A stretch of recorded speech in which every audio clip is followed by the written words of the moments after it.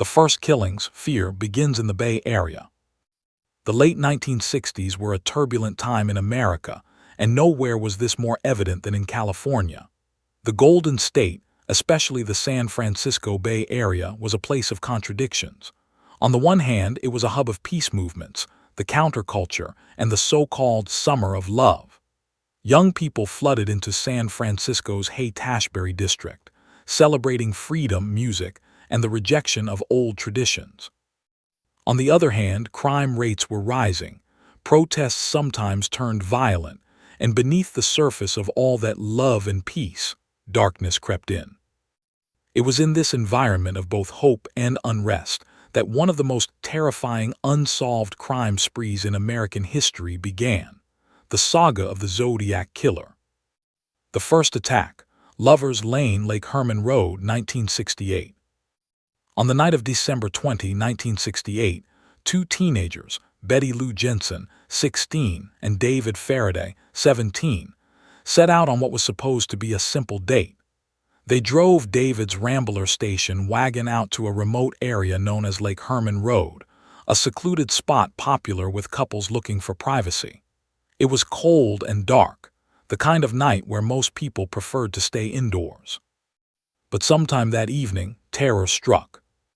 Around 11:00 p.m., a motorist later reported seeing David's car parked oddly by the roadside.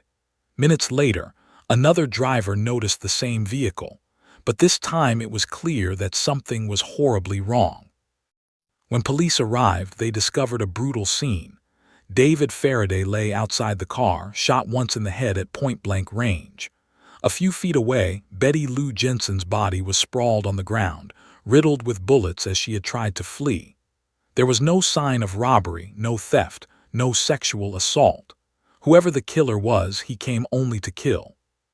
The murders shocked the community.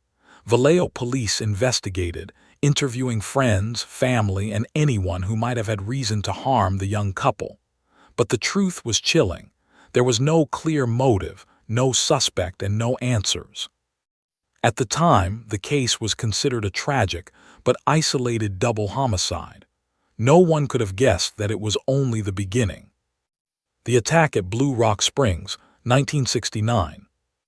Just over 6 months later, on July 4, 1969, another young couple found themselves at the center of terror.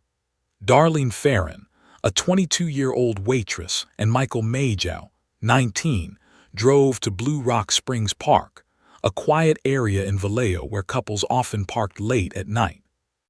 As they sat in the car, talking and enjoying the summer evening, another vehicle pulled up beside them.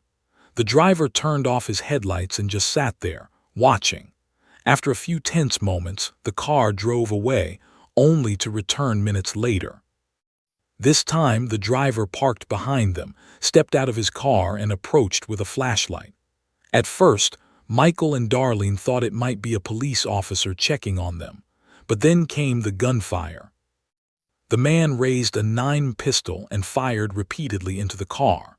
Michael was hit multiple times but survived by rolling into the back seat. Darlene, however, was struck fatally. As Michael cried out in pain, the shooter calmly walked back to his vehicle and drove away into the night. The first contact, I am the Zodiac. Just when police began to investigate the connection between the Lake Herman Road killings and the Blue Rock Springs shooting, a chilling twist changed everything. Within days of the July 4th attack, letters arrived at 3 major Bay Area newspapers: the San Francisco Chronicle, the San Francisco Examiner, and the Vallejo Times-Herald. The writer took credit for both sets of murders. Each letter was handwritten, filled with strange phrases, arrogant boasts, and a menacing tone. The writer demanded that his words be published on the front page of the newspapers or more lives would be taken. But the most disturbing part was what accompanied the letters: a cipher. It was a complex series of symbols, numbers, and shapes, which the writer claimed would reveal his identity if solved. And it was here that the world first met him, not by name, not by face, but by a symbol. This is the Zodiac speaking. The killer gave himself a name, one that would send shivers through California and eventually the world: the Zodiac. Rising fear in California. The emergence of the Zodiac Killer terrified the Bay Area. Newspapers debated whether they should publish the letters. The police urged calm but quietly prepared for more killings. Citizens, especially young couples, felt an icy fear settle over their lives. Unlike other criminals of the era, Zodiac wanted attention. He wasn't hiding in the shadows. He was taunting law enforcement, challenging the press, and playing a sick game of cat and mouse with an entire city. The cipher he sent would later be cracked by a schoolteacher and his wife, revealing a disturbing message. "I like killing people because it is so much fun. Man is the most dangerous animal of all." It was not just about murder for this man. It was about power, fear, and the thrill of the hunt. A new kind of killer. Serial killers were not a well-understood phenomenon in the 1960s. The term itself wasn't even widely used until the 1970s. What made the Zodiac so terrifying was not just the murders, but the fact that he communicated with the world. He controlled the narrative. Where most killers avoided publicity, the Zodiac demanded it. He wanted his crimes to be known, his riddles to be solved, and his name to strike terror. The Bay Area had seen violence before, but never anything like this. By the end of 1969, 2 young couples were dead, another man was badly wounded, and a mysterious figure calling himself the Zodiac had announced his arrival with blood and puzzles. The police were scrambling, the media was obsessed, and the public was terrified. And this was only the beginning: letters, ciphers, and the media spotlight. When the first letters from the Zodiac Killer landed on the desks of Bay Area newspapers in late July 1969, no one could have predicted how much fear, fascination, and chaos they would ignite. The murders themselves were horrifying, but what set the Zodiac apart from every other criminal was the way he inserted himself into the public conversation. He wasn't content to kill and vanish. He wanted to be heard, to be seen, and to be feared. The letters, written in messy, almost childish handwriting, arrived in thick envelopes. They were addressed in block capitals, as though the sender had carefully disguised his penmanship. Each was signed with the strange circle and cross symbol that would soon become infamous. Inside, the writer laid out his demands. "Publish my letters on the front page. Print my cryptogram for all to see. Fail, and more people will die." This wasn't just a threat, it was a challenge, a game. The Zodiac Killer was declaring war on the press, the police, and the public itself. The ciphers, a killer's puzzle. The most chilling part of the first set of letters was the cipher. It was a series of 408 symbols, arranged in neat rows and columns. The killer claimed that once solved, it would reveal his identity. The puzzle was unlike anything the newspapers had ever seen. It combined strange shapes, circles, triangles, and seemingly random letters. Experts were baffled. The FBI was contacted, and codebreakers across the country took up the challenge. Yet it wasn't government cryptologists who first cracked the code. It was a schoolteacher named Donald Hardin and his wife, Betty, from Salinas, California. The couple spent nights at their kitchen table poring over the symbols. By recognizing patterns and common phrases, they managed to piece together the killer's words. The solution revealed not a name, but a disturbing confession. "I like killing people because it is so much fun. It is more fun than killing wild game in the forest because man is the most dangerous animal of all." The message was chilling in its simplicity. It confirmed what police had feared. The killer murdered not for revenge, not for money, but for pleasure. And yet at the end of the cryptogram, the Zodiac added a taunt. "I will not give you my name, because you will try to slow me down or stop my collecting of slaves for my afterlife." The killer had promised his name, but what he gave instead was terror. Newspapers under siege. The arrival of the Zodiac's letters put Bay Area newspapers in a difficult position. Editors debated fiercely. Should they publish the killer's words and risk encouraging him? Or should they refuse and risk further bloodshed?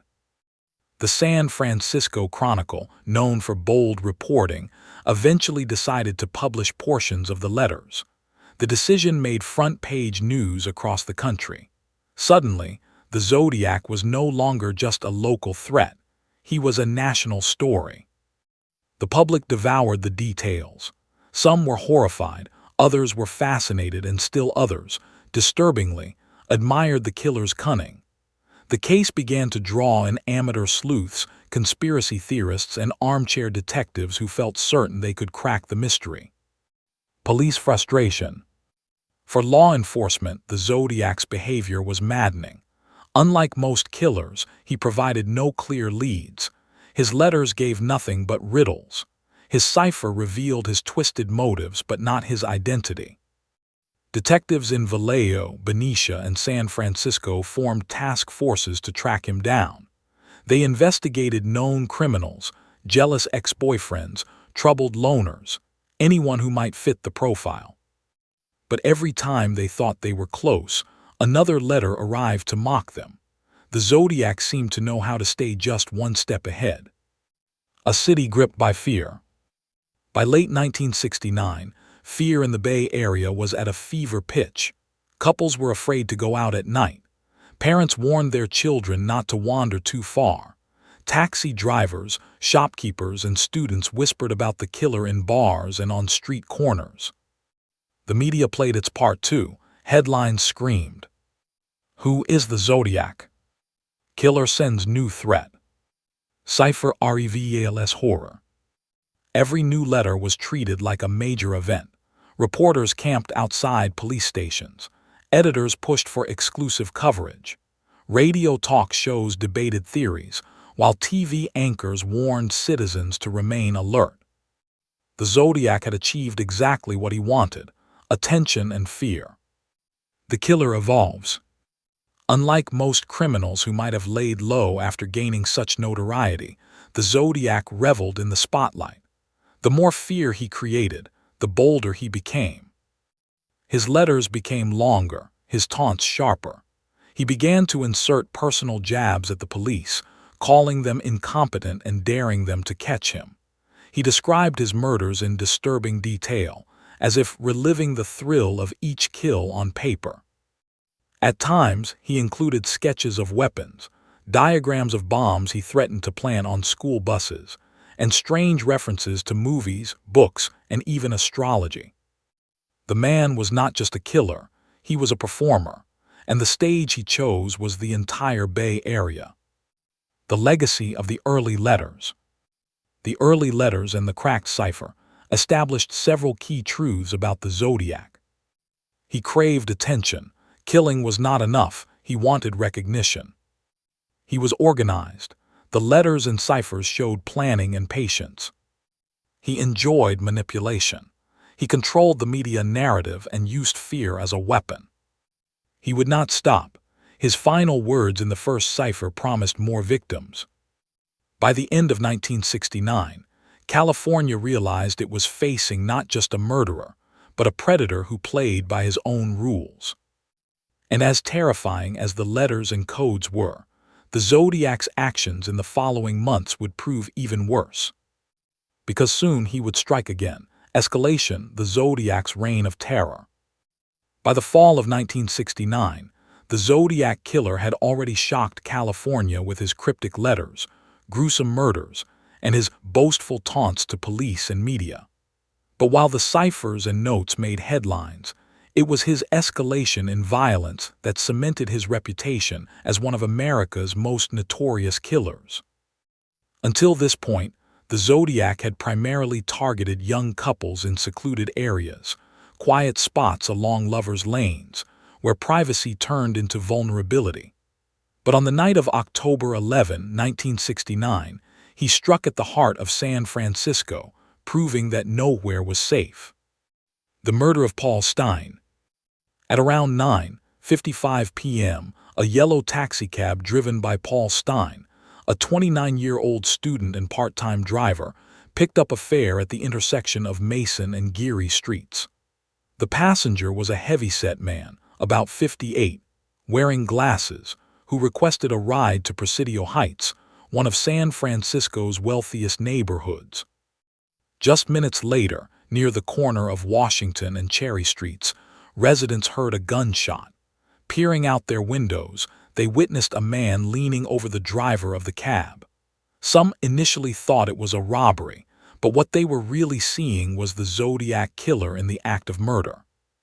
Stein had been shot once in the head with a 9mm handgun. The killer then calmly wiped down the cab, cut away a portion of Stein's bloodstained shirt, and walked away carrying the grisly souvenir. Neighbors, shocked at what they saw, quickly called police.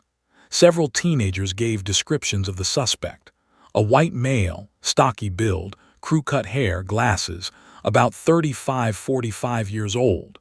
This would become one of the clearest eyewitness accounts of the Zodiac ever recorded.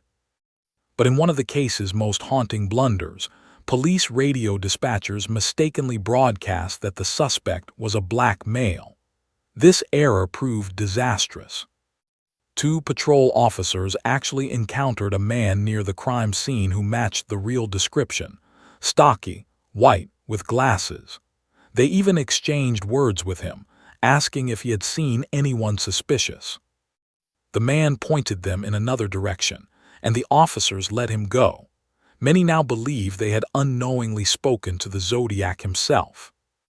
The taunting letter. 3 days later, the San Francisco Chronicle received yet another letter. Inside was the missing piece of Paul Stein's bloody shirt. The Zodiac had sent it as proof that he was the killer. The letter taunted police, ridiculing their failure to catch him. He bragged about how close they had been, writing, "The SF police could have caught me last night if they had searched the park properly, instead of holding road races with their motorcycles." The killer even threatened to shoot children by targeting school buses, describing in detail how he would attack.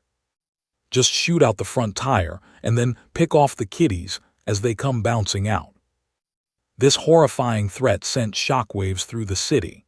For weeks, police cars followed school buses, and parents lived in constant fear that their children might become victims of the Zodiac. The media frenzy. The murder of Paul Stein and the accompanying letter threw the Zodiac story into overdrive. Newspapers plastered his symbol across front pages. Talk radio shows buzzed with theories. Television news stations broadcast urgent updates. Reporters knew that every new letter from the Zodiac guaranteed national attention. The story wasn't just local anymore. It was spreading across America. The public, meanwhile, felt trapped in a nightmare. The Zodiac had shown he could strike anywhere, from quiet lakeshores to busy city streets. He was unpredictable, and that made him terrifying. The psychological profile. In response to growing pressure, law enforcement began working with psychologists and criminal profilers. The emerging picture of the Zodiac was chilling. Organized, intelligent, and manipulative. He planned crimes carefully and relished the control he exerted over the public. Compulsive need for recognition.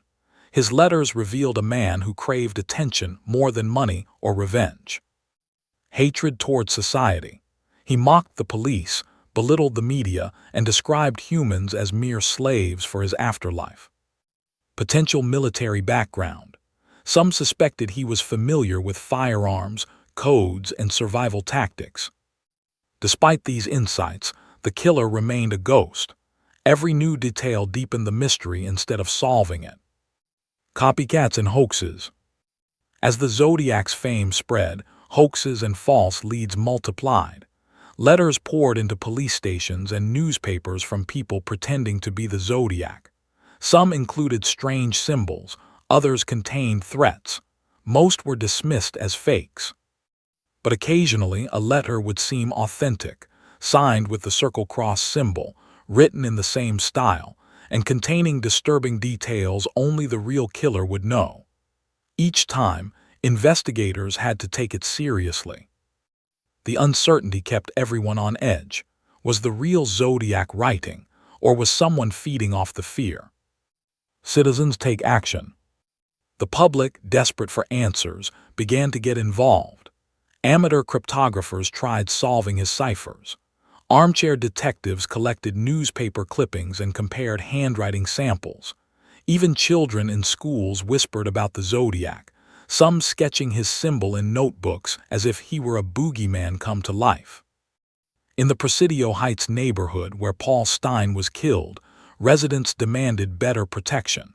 They organized community meetings, pressured city officials, and hired private patrols. No one felt safe. The Zodiac's grip on San Francisco. By late 1969, the Zodiac Killer had achieved the one thing he wanted most: power. His crimes had evolved from nighttime ambushes to a bold execution in the city. His letters controlled the news cycle. His threats reshaped daily life in San Francisco. Parents looked over their shoulders while dropping off their children at school. Couples avoided secluded spots where romance once bloomed.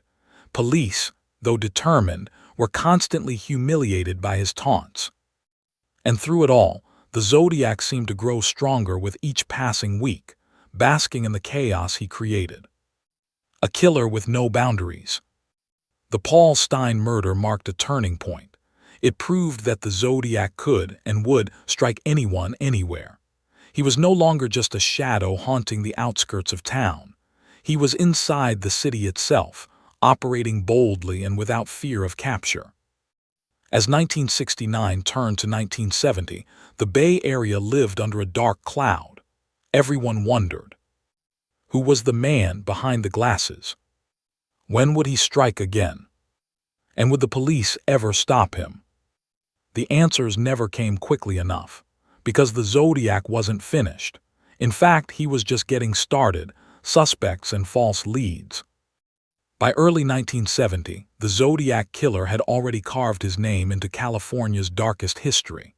He had killed multiple people, taunted the police and press with ciphers and letters, and instilled a level of terror that made even the most ordinary routines, hailing a taxi, sitting with a partner in a parked car, riding a school bus, feel dangerous. But as his crimes grew, so did the pool of suspects. The San Francisco Police Department, SFPD, Vallejo Police, and the FBI all struggled to pinpoint who this faceless killer really was. Over the decades, more than 2,500 suspects would be investigated, yet no one would ever be definitively proven to be the Zodiac. The suspect who stood out, Arthur Lee Allen. Among the many names, one man stood out above the rest: Arthur Lee Allen. Allen was a former schoolteacher from Vallejo, dismissed from his job for inappropriate behavior with children. He was an ex-Navy man with a history of disturbing statements. Police first learned about him in 1971, when an acquaintance reported that Allen had talked about wanting to kill couples, use the name Zodiac, and disguise crimes so they would never be solved. Several details about Allen were chilling. He lived near the site of some Zodiac attacks. He wore a large wristwatch with the brand name Zodiac, featuring the same crosshair symbol. He owned weapons similar to those used in the killings. He had told people he fantasized about hunting humans. In 1991, when investigators searched Allen's home, they found bomb-making materials and tapes about disturbing sexual fantasies. He seemed to fit the profile perfectly. Yet despite decades of suspicion, evidence never conclusively linked him to the crimes. Handwriting experts compared Allen's writing to the Zodiac letters and found no match. Fingerprints were inconclusive. DNA samples from later tests did not align. Allen died in 1992 of a heart attack, leaving behind one of the greatest what-ifs in true crime history. Was he the Zodiac, or just a man who embodied suspicion too perfectly? Other key suspects. Though Arthur Lee Allen was the most famous suspect, others drew investigators' attention. Rick Marshall, a San Francisco man who loved ciphers and film projectors. He lived near where Zodiac letters were mailed, but handwriting comparisons cleared him. Lawrence Kane, a Navy veteran and real estate agent with brain injuries from a car accident. He had a history of stalking women, and one possible Zodiac victim identified him in a lineup years later. Still, hard evidence was lacking. Richard Gaykowski, a journalist for an underground newspaper in San Francisco. He resembled police sketches and was tied to radical movements. A former colleague accused him of being the Zodiac, but no proof surfaced. Ted Kaczynski, the Unabomber. Some theorized that the infamous bomber was also the Zodiac due to his skills with codes, but timelines didn't align. Earl Van Best Jr. proposed as the Zodiac in the book, the most dangerous animal of all by his biological son. The case rested on circumstantial evidence and disputed handwriting analysis. Each suspect sparked intense debate, documentaries, and internet theories, but none could be conclusively tied to the crimes. Hoaxes and copycats. While investigators scrambled, countless hoax letters poured into police stations and newspapers. Some were laughably fake, but others were convincing enough to require forensic examination. Copycats also emerged. In the years following the Zodiac crimes, other killers, such as the Zodiac copycat in New York during the 1990s, borrowed the infamous symbol and style. Each new incident muddied the waters and kept the case alive in the public's imagination. Investigative missteps. The Zodiac case suffered from major setbacks that may have cost investigators the chance to catch him. The dispatcher error. After Paul Stein's murder, the police radio mistakenly described the suspect as black.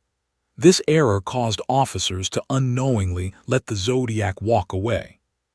Jurisdictional problems. The killings spanned multiple counties and cities, each with its own police force. Poor coordination meant evidence wasn't always shared effectively. Overwhelming public pressure. Newspapers and television demanded results, often pressuring police into making premature statements or following dead-end leads. Every mistake strengthened the Zodiac's ability to evade capture. A master of manipulation. The Zodiac's real genius may not have been his ability to kill, but his ability to manipulate. He fed off chaos, planting fear with each letter. He intentionally misled police with vague threats, such as claiming he would plant bombs in school buses or target random victims in the city. The unpredictability made him more terrifying. He could be anyone: a neighbor, a taxi passenger, a stranger at the grocery store. With no clear pattern in victims beyond opportunity and shock value, he became a specter rather than a man. The trail grows cold. By the early 1970s, the Zodiac's letters slowed. Though a few more murders were tentatively linked to him, none were confirmed. His last widely accepted letter came in 1974, when he mockingly rated The Exorcist as the best satirical comedy he had ever seen. After that, he seemed to vanish. But vanish did not mean forgotten. Detectives continued to chase leads. Forensic technology advanced. Handwriting, fingerprints, and DNA were tested and retested. Amateur sleuths obsessed over ciphers. Entire online communities sprang up decades later, dedicated to cracking his codes and unmasking him.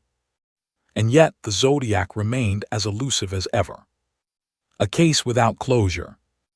By the mid-1970s, San Francisco was left with more questions than answers. The public wanted closure. The families of victims wanted justice. Police wanted redemption. But the Zodiac refused to give any of them satisfaction. The case had become less about catching a killer and more about grappling with an unsolvable riddle. Who was he? Why did he stop? Or did he ever stop? Setting the stage for myth. The suspects, false leads, and unanswered questions transformed the Zodiac from a man into a myth. He became part of American folklore, a symbol of fear in the age of free love and counterculture. While San Francisco was the epicenter of peace movements, psychedelic music, and social revolutions, lurking in the shadows was a figure who represented chaos, violence, and mystery. The Zodiac wasn't just a murderer. He was a story, a question mark that haunted the Bay Area and beyond. And though his letters had slowed, his legend was just beginning.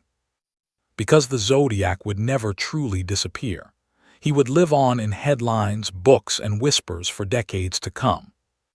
Codes, suspects, and the shadow of fear. The Zodiac Killer's reign of terror was not defined solely by the brutal murders. It was his games with the public, his mocking letters to the press, and his cryptic ciphers that elevated him from a dangerous criminal to a cultural obsession. By the early 1970s, his reputation had grown beyond California. He was a household name across America, his symbol recognized by millions. But the more the public knew, the less law enforcement seemed to uncover about his true identity. This part of the story delves into the enigmatic ciphers, the psychological warfare the killer unleashed, the suspects who rose to the forefront, and the growing shadow of fear that hung over San Francisco and beyond. The ciphers, Zodiac's puzzles. From his first confirmed letter in July 1969, the Zodiac demonstrated that his crimes were not just about killing. He wanted to dominate minds. He demanded newspapers print his letters or else he would kill again. Inside, he included cryptograms, complex arrangements of letters and symbols that supposedly contained his secrets. The first cipher, known as the 408 symbol cipher, was sent in 3 parts to 3 California newspapers. Zodiac claimed that if solved, it would reveal his identity. Within a week, a schoolteacher and his wife from Salinas managed to crack it. The solution was chilling. "I like killing people because it is so much fun. It is more fun than killing wild game in the forest because man is the most dangerous animal of all." The message described murder as a form of entertainment and hinted at a philosophy of superiority. But crucially, the cipher did not reveal his name, as promised. This deceit set the tone for his ongoing relationship with police and media, always teasing, never fulfilling. Later ciphers, such as the 340 symbol cipher, Z340, baffled experts for decades. Cryptographers, FBI analysts, and amateur codebreakers all attempted to unlock its meaning. It wasn't until December 2020 that an international team of enthusiasts finally cracked it. The solution contained Zodiac's typical taunts. "I hope you are having lots of fun in trying to catch me. I am not afraid of the gas chamber because it will send me to paradise all the sooner." Even after 50 years, his arrogance still echoed through the words. Suspects and shadows. While the codes made headlines, police were also scrambling behind the scenes, searching for the man responsible. Over the years, hundreds of suspects were considered, but only a few became central figures. Arthur Lee Allen. The most infamous suspect was Arthur Lee Allen, a former schoolteacher and convicted child molester. Allen fit the profile in unsettling ways. He owned a Zodiac brand wristwatch with the same cross-circle logo. He lived near the crime scenes. He was described by acquaintances as violent and fascinated with killing.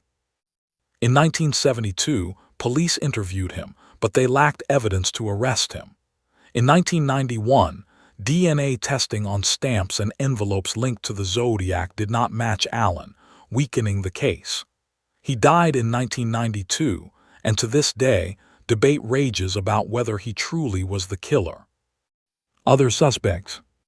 Dozens of others floated in and out of suspicion.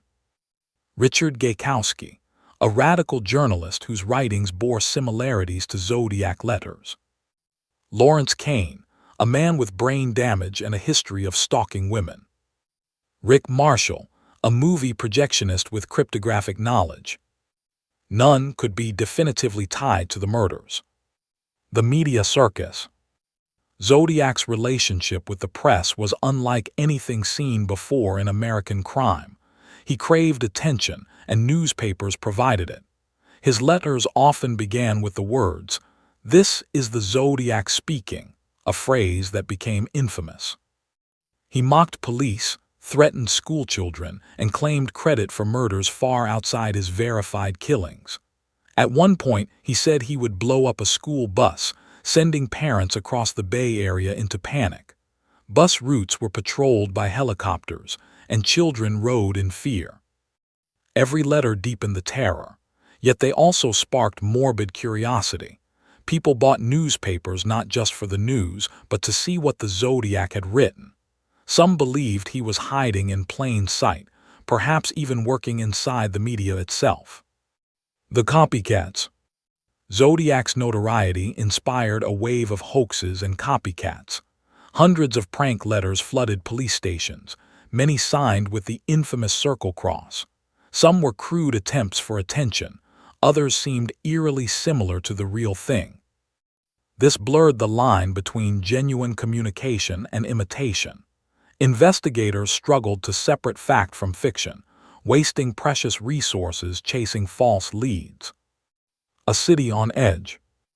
By the mid-1970s, Zodiac's confirmed activity appeared to slow, but the fear he generated lingered. San Francisco was a city under psychological siege. Young couples avoided secluded areas. Parents kept a close eye on their children. Zodiac had not only killed people, he had killed the sense of safety in everyday life. His unpredictability was his most powerful weapon. He could be anywhere, watching, planning, waiting. The legacy of Part 5. The Zodiac Killer thrived in chaos, and nowhere was that clearer than in his ciphers, letters, and the endless list of suspects. His crimes were more than physical, they were psychological warfare.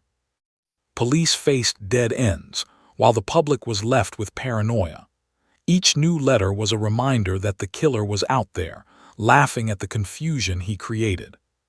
But the case was far from over. In the next part, we'll explore how the Zodiac story transitioned into the modern era, how new technology reopened old evidence, and why his legend refuses to die, even half a century later. The unsolved legacy. By the mid-1970s, the Zodiac's confirmed activity appeared to stop. The killings ended, the letters grew infrequent, and the once frenzied headlines slowed to a trickle. Yet, even without fresh crimes, the Zodiac remained an open wound in America's consciousness. The mystery endured, feeding endless speculation. The killer had become a ghost story, one that haunted law enforcement, journalists, and amateur sleuths for decades. This part examines the later investigations, modern breakthroughs, cultural legacy, and why, after half a century, the Zodiac case remains unsolved. The later letters. Although most confirmed Zodiac letters came between 1969 and 1971, additional communications arrived in the following years. Some were authenticated, others dismissed as hoaxes. 1974 wave of letters. 4 letters were sent to newspapers in 1974, referencing pop culture, including the Exorcist movie. In one, Zodiac rated the film as the best satirical comedy he had ever seen. The letters had his hallmark arrogance but lacked the detailed threats of earlier ones. The 1978 letter, sent to the San Francisco Chronicle. It reignited media interest, but was declared a forgery by some experts. Debate over its authenticity continues. The 1986 and 1987 letters, postmarked from Northern California, they bore the Zodiac's cross-circle symbol. Forensic analysis later suggested they may have been genuine. Despite these communications, no new murders could be definitively tied to him after 1969. Forensic roadblocks. In the 1970s and 1980s, investigators lacked the tools available today. No DNA profiling, no digital databases for fingerprints, no surveillance cameras on every corner. Evidence, letters, envelopes, and fingerprints was preserved but often mishandled by today's standards. For instance, Envelopes were licked by the Zodiac, possibly leaving DNA. Bloody fingerprints were found on victims' cars. Witnesses described his appearance in detail. Yet none of it led to a concrete match. The case lingered as one of the FBI's most frustrating cold files. The 21st Century Revival. With the rise of modern technology, the Zodiac investigation found new life. DNA testing. Forensic scientists re-examined letters. Hopping saliva or skin cells on the stamps would reveal a profile. Partial DNA was recovered, but it was too degraded for definitive results. The samples excluded several suspects, including Arthur Lee Allen. Cryptographic breakthroughs. In December 2020, an international team of codebreakers solved the 340-character cipher, Z340, using advanced computer software. It confirmed Zodiac's mocking tone but revealed no identity. The solve made headlines worldwide, reminding everyone of the case's enduring fascination. Genetic genealogy hopes. Inspired by the capture of the Golden State Killer through DNA genealogy, many hoped the Zodiac case would follow. However, because of degraded samples and uncertainty about their authenticity, progress has been slow. Still, investigators remain optimistic. The suspects revisited. Over the decades, investigators, journalists, and online communities have argued over who the Zodiac was. Arthur Lee Allen, the prime suspect for decades. His violent tendencies, possession of a Zodiac watch, and location made him compelling. Yet DNA and handwriting comparisons failed to prove it. Richard Gaykowski, a radical journalist whose writings resembled Zodiac letters. Some researchers argue he matched eyewitness sketches. Others dismiss the link as coincidence. Lawrence Kane, with brain trauma and a history of stalking, he fit behavioral profiles. Surviving victim Kathleen Johns even picked him out of a lineup, but physical evidence was lacking. Other suspects. Over the years, dozens of names surfaced, including Rick Marshall, Jack Tarrance, and more. Online sleuths continue to propose new candidates. Despite the intrigue, no suspect has ever been definitively proven. Pop culture obsession. The Zodiac case transcended crime reporting and entered American folklore. His image, the circle with a cross, became a sinister icon. His story was retold in books, documentaries, podcasts, and films. The most famous adaptation was David Fincher's 2007 film Zodiac, based on journalist Robert Graysmith's book.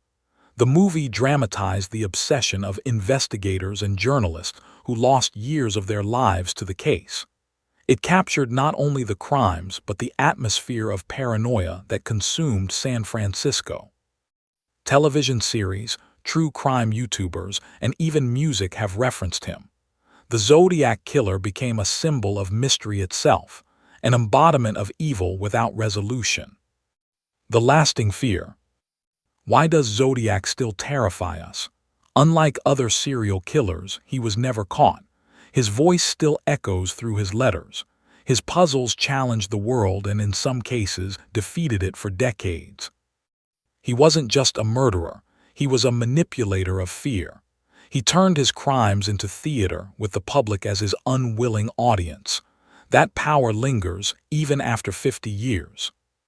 The legacy of an unsolved case. The Zodiac Killer's crimes left behind a legacy of horror, confusion, and endless speculation. For law enforcement, it is a haunting reminder of limitations in criminal investigations. For the public, it is an unsolved riddle that captures the imagination. He changed how America saw serial killers, not as shadows lurking in alleys, but as intelligent, egotistical figures who could bend media to their will. To this day, police occasionally revisit the case with new technologies. Amateur sleuths on forums trade theories late into the night, and every time a new letter, suspect, or cipher emerges, the world pays attention. The Zodiac Killer may never be named, but his ghost remains. His crimes were not only about the people he killed, but about the fear he immortalized. Closing thoughts. From his first attack on lovers in secluded areas, to the cryptic codes sent to newspapers, to decades of unanswered questions, the Zodiac Killer remains America's most infamous unsolved serial killer. His story ends not with justice but with uncertainty. He is both everywhere and nowhere, a symbol, a myth, a mystery. Perhaps that was his true goal all along, not to be caught, not to be forgotten. And in that sense, the Zodiac succeeded.